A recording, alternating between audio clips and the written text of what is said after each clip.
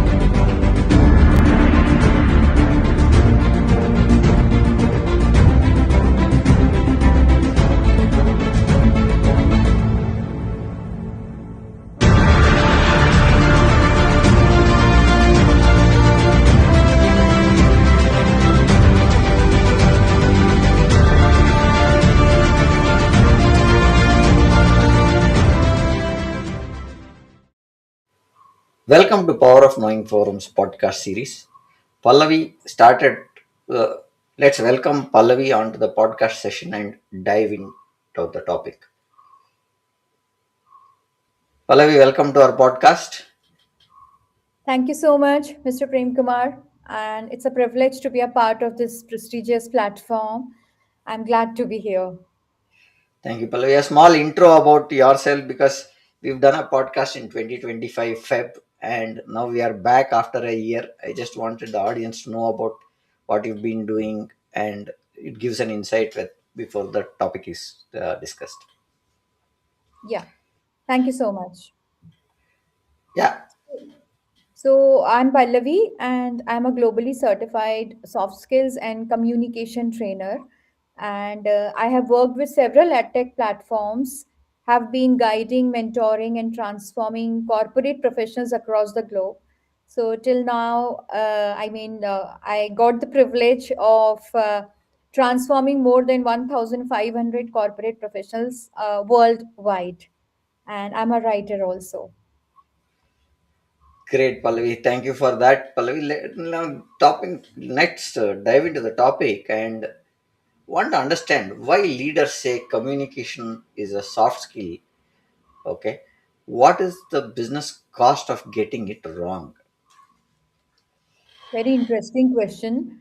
So now this is communication skill. Is that one 360-degree skill? It's a comprehensive umbrella skill that covers and encapsulates everything under it. And because whatever expertise you have, whatever knowledge you have, whatever information you have, the main thing is how are you able to convey that expertise and knowledge to other person, to the other end. And herein lies the vitality of communication skill because it builds bridge between you and other people. So definitely it's a important and pivotal skill everywhere. And getting it wrong or if we underrate it somehow, so definitely it is not going to scale up uh, our professional growth ahead. So that is the importance of communication in lives. No, I think what you're saying is most of the issues that we face is because of miscommunication, right? And uh, Exactly. what we say, versus what the other person understands is a bigger challenge. Now, I'll take one reference of one Mr. David Matthew. I've been talking about this person for a very long time. David Matthew was my superior in when I was part of Wipro, right? So he used to tell Prem, if you want to have clarity on what others are speaking, right, you should stop talking and start listening. Okay, Right. and the way things get communicated, right? It when you interrupt, somebody wanted to tell something and it will go into something else. So what you should do is listen to the people in the meeting throughout. You should be the last person who should be talking. And Exactly. if you are able to get everybody's points and you note them out saying that stakeholder A said this, stakeholder B said this, stakeholder C said this, and you can note down. And when you summarize, people will start listening to you because you have the knowledge everybody shared, the pain points everybody shared, and that is where you can communicate much better, is what he taught me, right? Now, with that, if communication is the only human skill that AI can't replace, what exactly do you mean by communication itself? Well, communication is not just speaking well or speaking fluently, it is far beyond it. It is more about alignment, modification of expression, and working on the clarity part. So, alignment, modification, and clarity. Alignment, yes, I mean how quickly you adapt to the context, situation, and purpose. These things must be taken into consideration before speaking anything in the professional world. Second is clarity. So everything in this world is working for clarity, Yeah. right? Outcomes or problems or purpose. So everything ends with clarity, and everything you can derive by bringing clarity. And also the modification part. Modification of what? Modification of certain very many things, like uh, first upon your human skills, that is empathy, your emotions play a pivotal role in modifying communication. And that's why it should have the seasoning of emotions and empathy. You have to look within before you finally do a decision, before you finally make up your mind to speak something.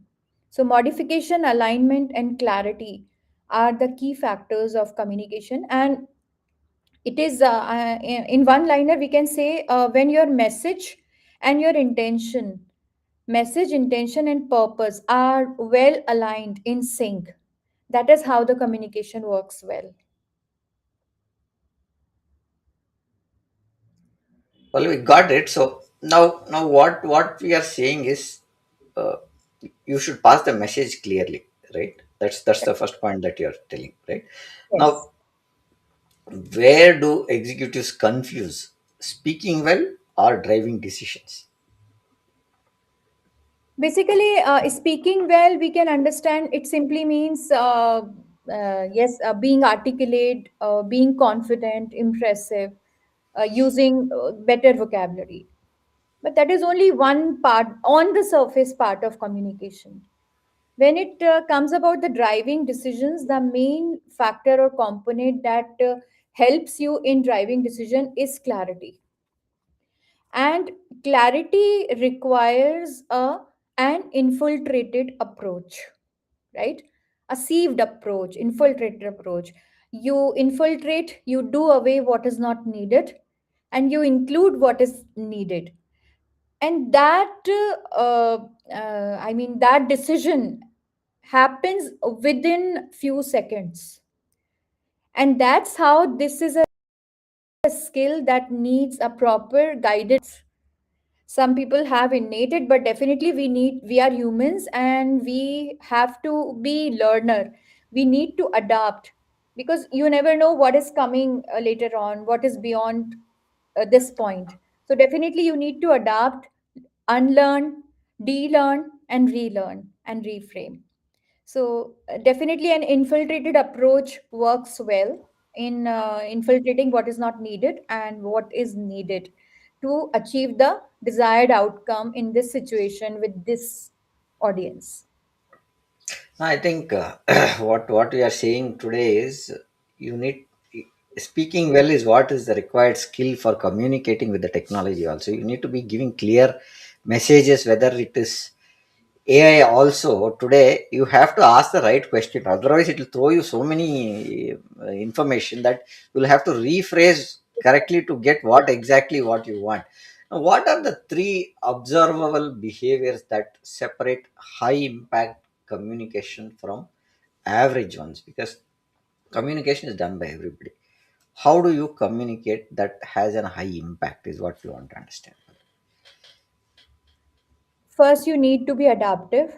So, Hmm. adaptability is that one component which helps you everywhere, whether it is personal space or professional space. So, and secondly, authenticity. I mean, be yourself, be more human. Now, in today's world, we are inundated with information, we are over flooded with information. But here is a fine line difference, fine line we have to put before being inundated and being authentic. So we have to be one needs to be authentic, and one needs to have the capacity to take ownership, right? So that is another important factor of sound communication pattern, and also how much you are well aligned with the context, purpose, and outcome that is being discussed. So basically, AI is a I can't negate the role of AI in today's world because AI is integrated everywhere into the system. And in one of the recent posts, I said that we are today surrounded more by AI than oxygen, right? So actually, you can you cannot completely you cannot completely overlook the role of AI, but you must have the mindset how to use it effectively. Definitely, we use AI and it saves a lot of time and energy sometimes, most of the time, not sometimes. But when it comes about the communication part of getting the desired outcome done, here comes the role of real human connection. So I think authenticity is one trait, and also taking ownership and alignment, how much alignment you have, how much flexible you are in your approach. These are some of the observable behaviors of impactful communicators. AI definitely is a good assistant, but it doesn't help you to connect. So for connection and I trust, was you have to be human. I was listening to one of the healthcare podcast where Okay. how is AI helping healthcare. So they were saying, see, everything AI will tell, but the operation has to be done by the doctor. Doctor, correct. Yes, very true. So AI can tell you that it has to be done like this, but a Mm. person needs to be done. And they were saying, okay, now you have AI to automate everything, right? You can automate a mailing system, you can automate a system for approvals, you can automate something for buying. If you add your credit card or your debit card saying that this is the limit set, and anything that comes under this limit, you're authorized to buy. And I think Samsung has done that fridge, which is linked to Big Basket, I think. So Mhm. you have to list out all the things, and if the things are not there in the fridge, it'll order and get it. Okay. So Yes. that's the Yes. situation that we are going with AI's adoption. We don't have, we want to see the time that we can save for better work is what we are looking at having AI. So many people feel it's a replacement. No, it is not a replacement. I would like to add as many times as in our podcast saying that AI is an enabler. So you need to treat AI as an Yes. enabler, right? And the way you see is you can use those metrics, you can look at the cycle time, what we can stake or alignment also can be done using AI. So so many things that you can do using AI can draft words. It can't trust on the call. Can't build can't build connection and trust. And again, now for generative AI, everybody is needing Hmm. experts. Why? Because again, this communication skill is Yeah, irreplaceable. uh, that's why, and there is a cutthroat competition going on between AI and humans, but ultimately humans will be humans. And still AI, as you pointed out, that AI processes the inputs. It is not aware of the target audience, it is not aware of the purpose that you are going to solve, it is not aware of the different layers of emotions that is going on in the mind, yeah, and what conflicting situations are yeah. there. There comes the human part that can make a Exactly. difference, huge difference. What is the fastest way to diagnose a communication gap in a leadership team? Okay. Yeah, that is just like a disease has symptoms, right? Okay. So, poor, yeah. So, communication cavities can be easily diagnosed. First upon, you can sense the energy in the room. Hmm. That is one thing which we humans possess, that sixth Yeah. sense. Great. Now, yeah, yeah, sixth sense. And secondly, in meetings, there are unclear goals. Meetings are happening, everything is being discussed, but without any outcome. After the meeting gets over, there is no clear cut goal or outcome that people understood under a common platform or under a common umbrella. Second, if there is a too much escalation going on, so it means the ownership is missing somewhere, and people are co-depending on each other for information inputs, for clarification. Again, this is clearly a communication gap. And the costliest signal that happen it when it reaches the customer churn, and that is the costliest cost that we have to pay due to the lack of a proper communication pattern. So communication gaps are visible, are you can feel energy, missing deadlines, outcomes are not achievable, people are not approachable. They are there, but it still that expertise is not approachable. Clear cut thought structure is missing, and conversational gaps are missing, and that's how we can diagnose that there is a communication gap. And communication gaps are rather than being told, it can be sensed more.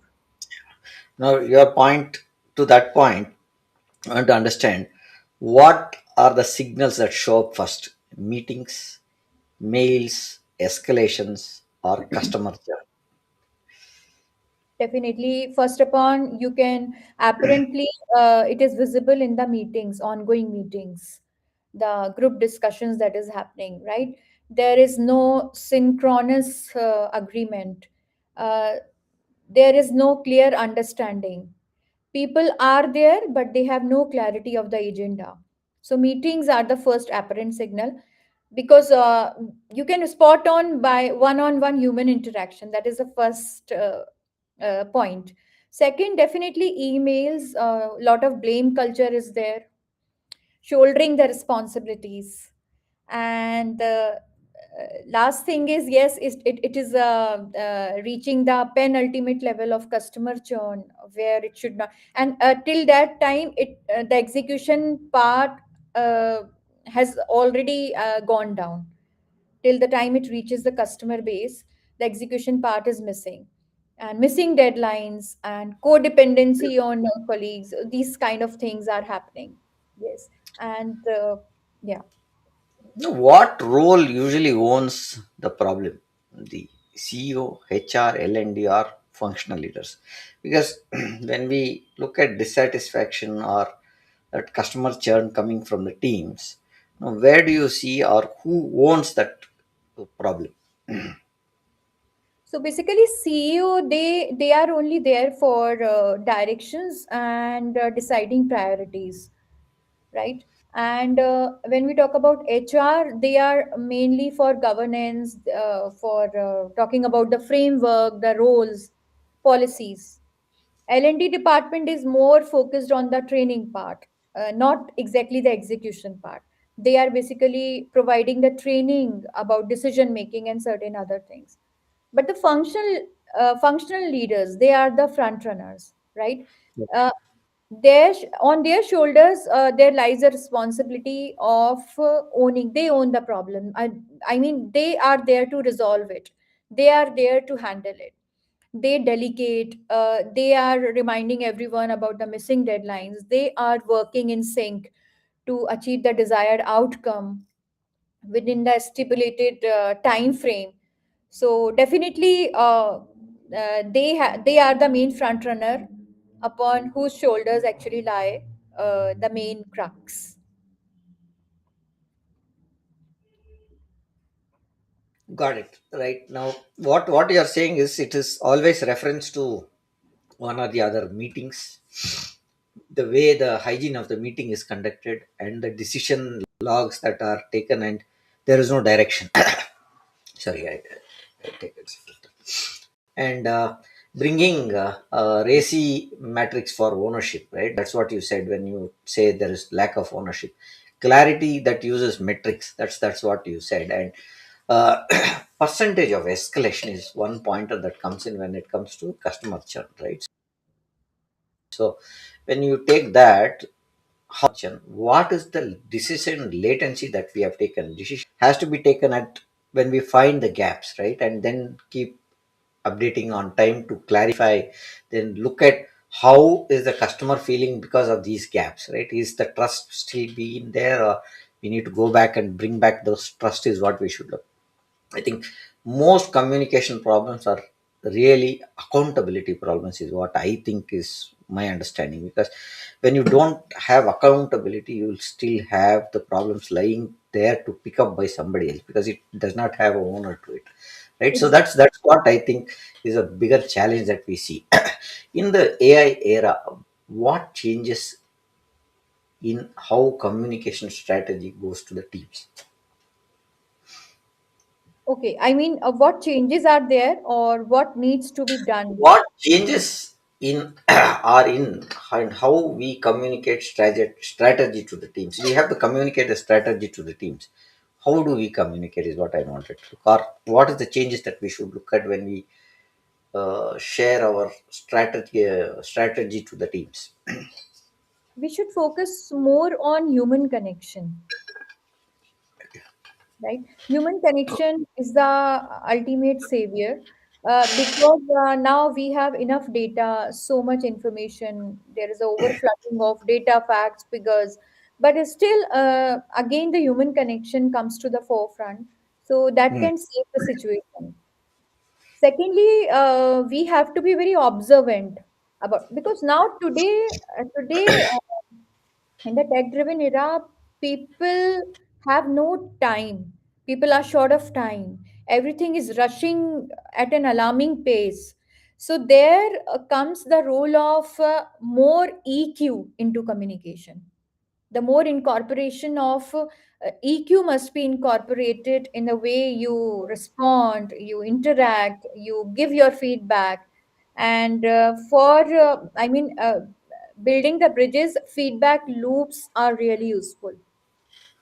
Hmm. Frequent check-ins and frequent reviews, frequent mentioning of and reviews and check-ins of OKRs, that is results. So these kind of things can be accelerated. So I think this is going to save the situation and this is going to help you a lot, even in the customer base also. And I mean, customer for the customers, this looks very alarming. They are also at the confused stage, and immediately the customer vanishes. As far as there is a communication gap, the apparent signal, apparent consequence that you can sense is the loss of customer. They are Hmm. vanishing, right? And because nobody has the time to come and check and what happened and how did it happen. So Okay. the key thing is to build upon human connection, to be more human. Yeah. Okay. Got it. How do we prevent AI generated clarity that sounds good but creates misalignment? Sure. So basically, again, I'll talk about the human connection part. You have to be a attentive listener. Attentive. You must be in attentive listening mode, in which you are able to comprehend things. You can comprehend the things, and you can delayer the situation. And also, rather than interpret, try to be minimalistic in expression but spot on expression. Very, you have to be very to the point. And frequent conversations can be frequented. For example, frequent coffee chats, frequent this and that. So these kind of things is are really helpful in the long run. So other main thing is, intentional effort should be there to build human connection. Intentional effort should be there to interact, to have real communication, real interactions. That is the only thing that can actually bring a fine line difference between AI and the human connection. What should be a strategic narrative, including to survive real execution pressure? Because when you are in the execution, this one, there's a lot of pressure when it comes to uh, execution. So how do you look at this one? Okay, so we can work upon our to the point expression. We can, for example, there is a formula bluff, that is bottom line upfront, right? So Okay. be minimalistic, but be deep. Hmm. And what you can do, for example, you are conveying something, so instead of over explanation, try to be spot on, try to be very structured and selective in your expression. So first upon, just try to speak the one decision or one update that you are going to deliver in a form of agenda, or what, any update. Today we are going to talk about XYZ strategy. Then give three bullet points in support of your statement. It is going to bring more, it is more convenient, it is more resolution driven, and it is customer friendly. Then repeat the both the things together, and then ask question. I mean, then it should be a open space for asking question, for getting questions, so that clarifications happen then and there. So instead of over explanation, you should engage the people around you, and it should be an interactive exchange of questions more, in a question answer format, rather than one person giving uh, expression and one person delivering everything. I What hope. you're saying is, yeah, what you're saying is use something called as a strategy on page approach, where we look at what are the outcomes, what are the constraints, what are the choices, how do we measure it, till that to the balance scorecard stuff, where we can look at financials, internal learning, okay, mention governance, cadence, and as you mentioned also, OKRs, check-ins are more important, is what a strategy fails when it's explained and wins when it is understood, is what you're saying in as many words. Because you need to understand strategy rather than explaining what exactly is the strategy. So that's what is the take that I am getting from what you are saying. Now, how should leaders communicate when a risk is involved and the room is intense? When there is a risk, the room is always tense, right? So your take on it. So, in a tense atmosphere, in a conflicting situation, first you have to bring empathy in your conversation. You have to be very empathetic, and you must be a patient listener. Second thing, which is very apparent on the surface, sometimes when conflicting situations are there, our body language unknowingly, it goes in a bad format, right? You have to have a complete control over your body language. And when I say body language, what happens when we are, especially we are sharing critical feedback, So it happens automatically. There is a pointed finger pointing, which should not be done, which should be avoided to save the situation and to maintain the calm and composure. Because finger pointing, actually, it is a very authoritative, it is very autocratic body gesture. Instead of finger pointing, please use open palms. So, open palms is a very friendly gesture when you are explaining something. Because if you remember the cabin crew in aircraft, they always use open palms for instructions, for detailing the instructions. They never do finger pointing. This is one thing. Second thing, your facial gestures must be in complete control, because we don't realize, but yes, our facial muscles contract or expand or whatever happens, it is apparently visible. This is the cover page of our personality. So it should be in exact control. Relax yourself. If you are feeling that you are losing the cool, then please take a 2 minute for yourself. Go to green room, relax yourself, deep breathing, and then come back fresher with a new energy. So that is one thing. And be a patient listener, and emotional patterns should be included in your conversational patterns. Emotions should give a solid base to what you are saying. Another thing that you can incorporate is the mindful usage of voice intonation, especially pauses, right? Especially pauses, rising, falling tone. It makes a difference. So this is one thing.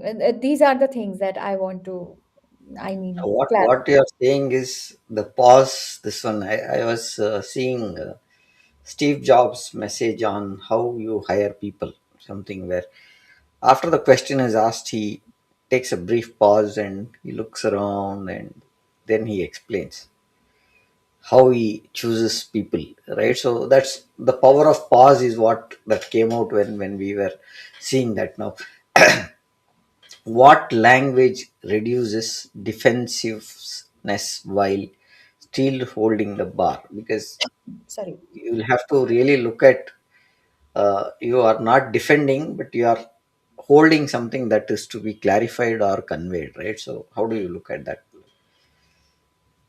Apparently, it is everything there. Hmm. Uh, Now, lesser volume, but deep reflection should be there. A depth should be reflected. So there are certain kinds of phrases that we can use. For example, instead of coining the word or coining the phrase like no, no, no, I meant that, and that's why I did this, and that's why I circulated this document. Do not talk about too much I. The I should not be included too much. You should immediately shift from me to we, then and there, right? This is the one thing. Second, acknowledge people around you. When you acknowledge people around you and the atmosphere is tensed, so it helps the energy to shift in a very calmer tone. Acknowledge the people, their contribution, and that way you can shift the energy from being tense to a little relaxed tone. And lesser over explanation, more to the point, taking pauses in between, and engage people, ask their opinion, ask their viewpoints. It's not about that, yes, immediately you said a decision and you took a decision then and there. Involve people, listen to them, make them understood, let them feel that they are being acknowledged.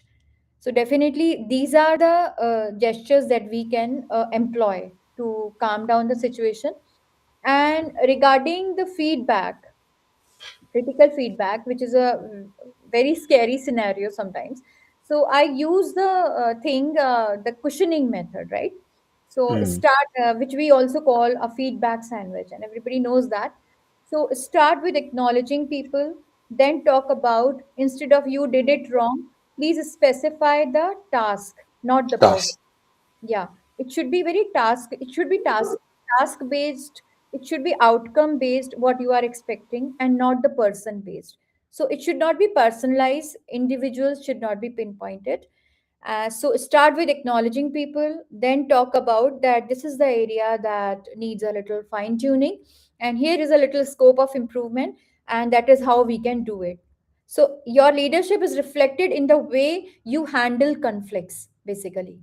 And then again, at last, cushion it with reassurance that yes, I know you can do it. And so this is a very important actually take, especially in conflicting situation. Your leadership skills are clearly reflected, and apparently people can sense that. Now, what I think what you're saying is you should look at blameless language, is what you're saying, and that is what you're. How now? Most of the discussions that we have is we have discussions, but we don't come into any conclusions, right? So there is a lot of meetings that happen. How do you communicate trade-offs without looking indecisive? So basically, again, you have to maintain a calm composure and talk clearly about each and everything. Why this trade-off is happening, what is important. Talk about the outcome. So let the discussion be more focused about the outcome that you are trying to bring in, rather than any other thing. So stick to the decision that clearly lay out in the beginning that yes, this is how we are going to opt this one instead of this one. Talk about the outcome and impact, how it was earlier. The impact was XYZ. Now, by the application of this strategy is going to bring this much result, or definitely this much articulation that we are expecting this time. And clearly lay out the agenda before people, properly structure it in simple words, and engage people with you, ask their opinions, and let it be a open space for questioning and for clarification. Give them the chance to ask the different things or different layers of thoughts about that particular strategy. Now, got it. Now, what you are saying is you need to bring that clarity in them, saying that this is what has to be looked at. The language, the calm language is a leadership superpower, is what you are saying. Calm and composed. You need to look at tie that incident to that moment, talk about how the risks are there, how audit and other evidences can come up, what are the concepts that you have to refer and stuff like that, right? So Yeah. that's one thing that I think. What is the fastest path executive presence without faking that confidence there, Pallavi? Okay. So, first upon, a confident body language speaks a lot about you, but that is momentary. The main part is your communication, right? So, first upon, before speaking, start with the one liner decision or update that you are going to discuss, or you are going to bring to the table, or that needs to be done. And then structure your message for action. Talk about the problem, what is the impact of that problem. Then share some recommendations, some suggestions that you can incorporate. And then open the floor for questions from people. And make it very minimalistic, make it more visual oriented, and that's how it works really well. And you can close with complete ownership, that who is the deciding authority, why we are doing it. Clearly lay out the reasons for the change or whatever you want to incorporate there. Clearly lay out the deadlines, and also reassurance that yes, by doing this we are definitely going to expect this much, and reassure your faith in each unit of your team. So that's how you can close with complete ownership and accountability. Very important point, I think, what you are saying. uh, what do you change first, the structure Okay, uh, or presence without faking confidence. Or sorry, what I meant to say is first the structure, voice, body language, or the content. What is that you will change first? Body language, content, or structure? Definitely body language because it is on the surface signal. Hmm. And second thing that needs to be shifted is the mindset and the thoughts Okay. from me to we, Hmm. Yeah. right? So that is a apparent shift that needs to be there, in which let them feel that yes, somebody is there to handhold them if there is some trouble. So from me to we, and clarity of thoughts, clear structure of thoughts. So these are the things that are essential for reflecting the same emotion. Well, we got that, Pallavi. Now, one way of looking is, or what should we stop explaining? Because at a situation we try to over explain, right? And how do we stop that over explaining to sound smart? Okay. So for over explanation, definitely a pre-planning, proper preparation is essential before Hmm. any meeting or before any public speech or whatever. Please do a proper pre-planning and note down the bullet points Yeah. that that needs to be reflected Communicate. there. Yeah. Start with a simple sentence. This is start with a purpose, the clear one line agenda update. Today we are here to discuss XYZ strategy, and this is how we are going to handle it. And then give some supportive statements in favor of your statement. Very pinpointed statement, to the point, spot on. It brings convenience, it is more reliable, more approachable. That's it. And again, then open the space for questions and let audience ask you the question instead of you holding the thing to explain each and everything, because it becomes very monotonous. So to break that monotony, let people ask you and let it be a free flow of spontaneous interaction between you and people around you or your team. No, I think what I hear from you is, uh, tell your opinions, tell your considerations, tell your boundaries, and tell your challenges that are there. And over that, let them talk, give their suggestion, let them talk, and you note down each of the point. And if they are going misaligned somewhere, you again specify only the pointers that you are looking for. This is what is it, this is where we stand, this is what is the challenge that we are facing, and this is what I want support, is what I think is what you are saying, Pallavi. Executive presence is clarity under Alignment. constrained environment, right? So it is very, very clear. Now, how do you build a communication operating system inside an organization? Because some system has to be there for the communication to be happening around all the stakeholders in the organization. Yeah.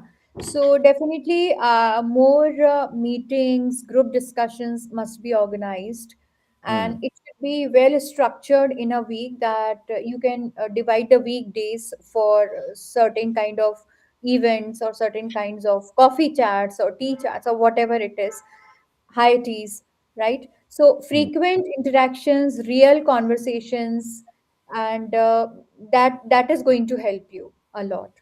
So I think real conversation should be brought more and more on different platforms, in which online sessions where you frequently interact with people.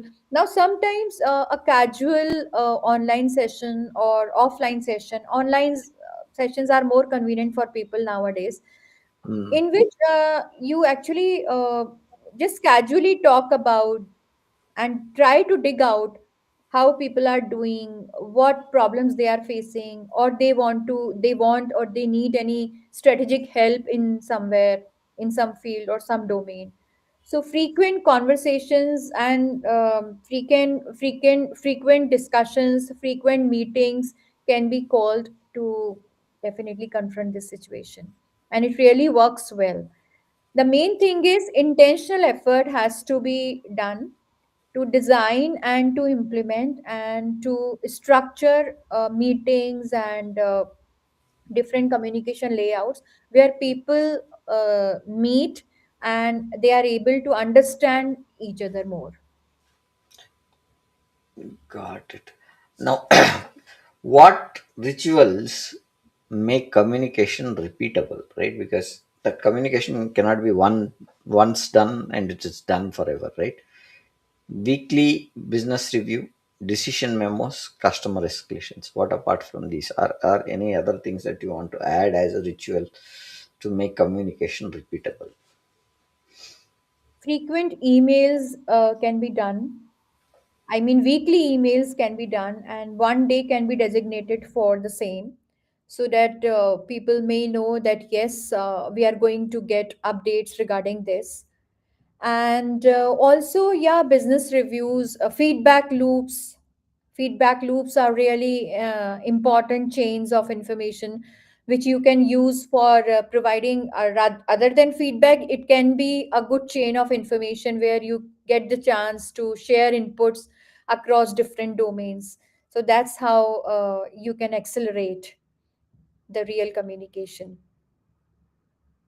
How do we enforce standards without creating bureaucracy? Because now many organizations, if you really look at, they have a bureaucracy saying that this person cannot to talk to this person, right? So that is a structure. Now how do we enforce certain standards without creating such bureaucratic approach, or your take on it? Okay, so main thing is people should meet approachability can be worked upon here, and frequent compliance meetings, frequent discussions should be carried out in which people actually get the chance to meet each other and to bridge the gap of communication. Gaps should not be there. If there is a gap visible there, if anywhere communication is having a gap, so it doesn't work well. So that can only be done, and we can only resolve it by having frequent meetings at a higher level, frequent meetings in the different hierarchies, and that is really going to help us. I think what you are saying is, you should have an operating system elements like artifacts, decision rights, mention some of the documentation information, concepts that can help us use metrics, fewer meet more. Sometimes you need more meetings, sometimes you need lesser meetings, is what you are saying. Definitely. So it can be intensified as per the need.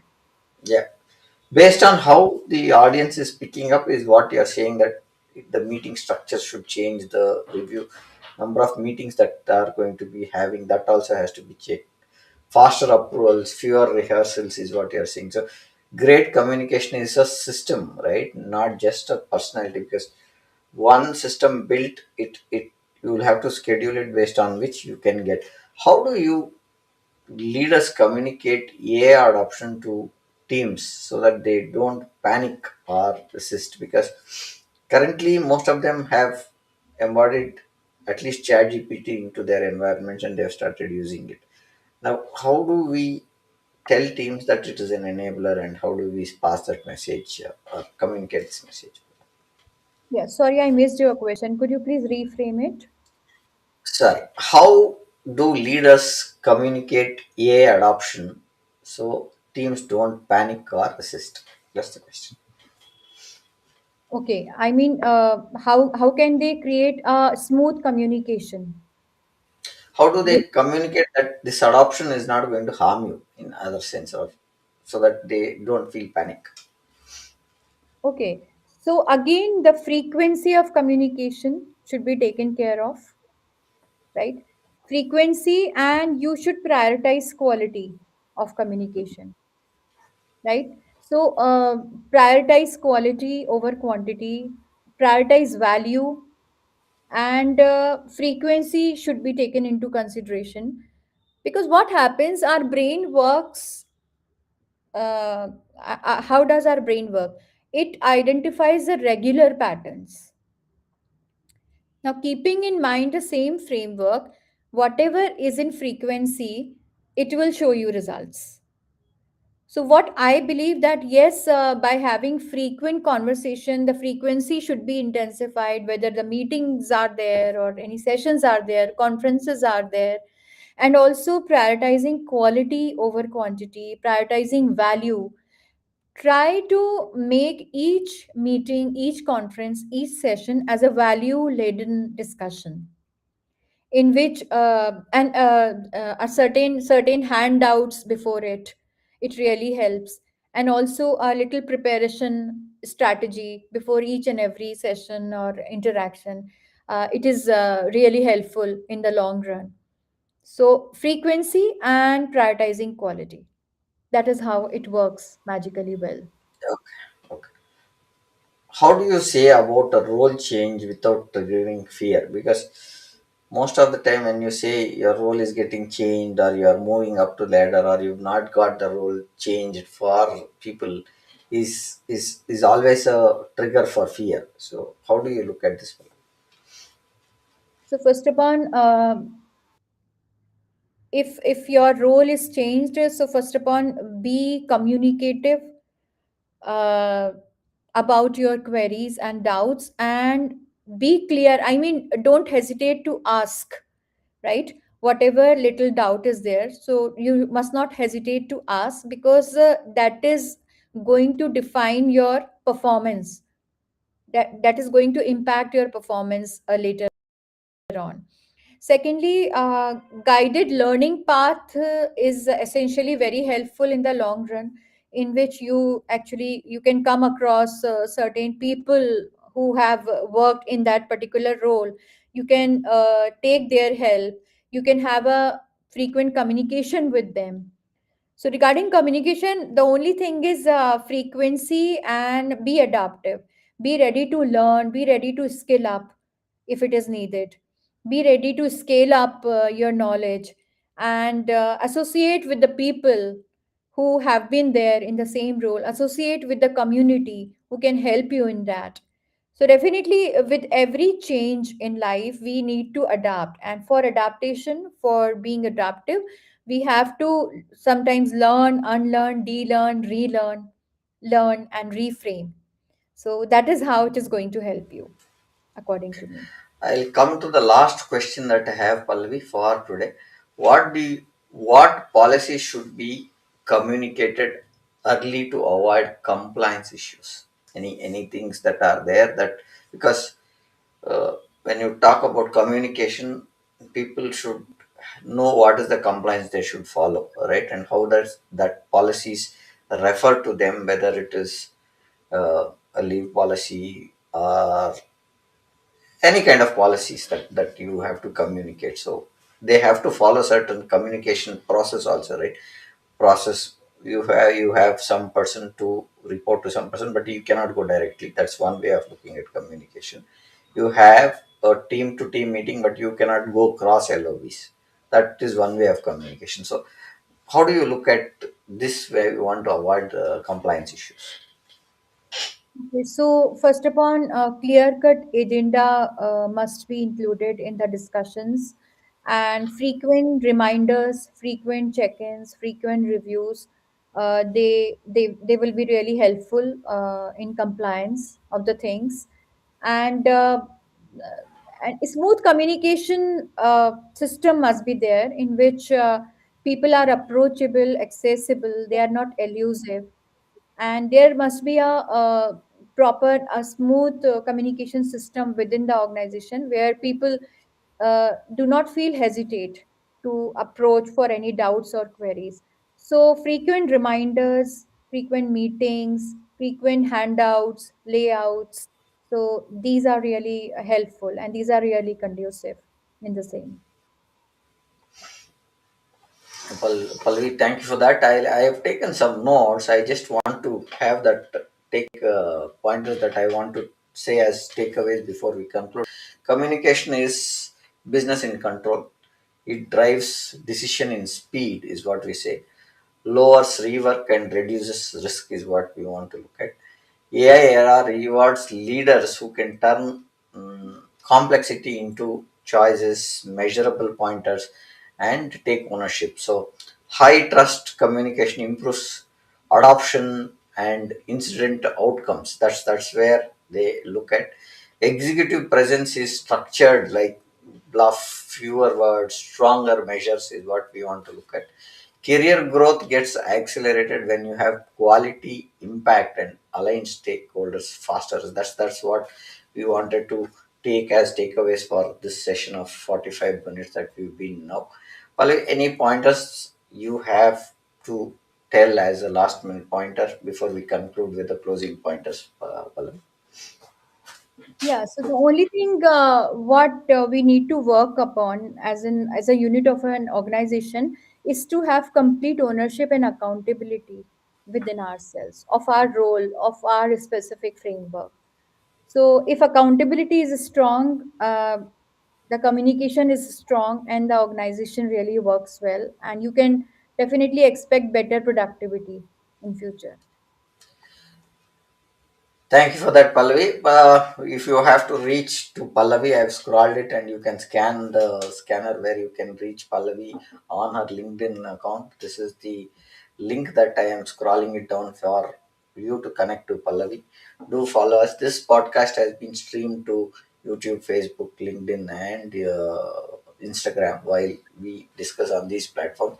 Pallavi, thank you for being here. The episode lands on one topic. AI can accelerate output and only bring, but humans only bring, can bring creative, shared meaning and commitment, is what we are saying.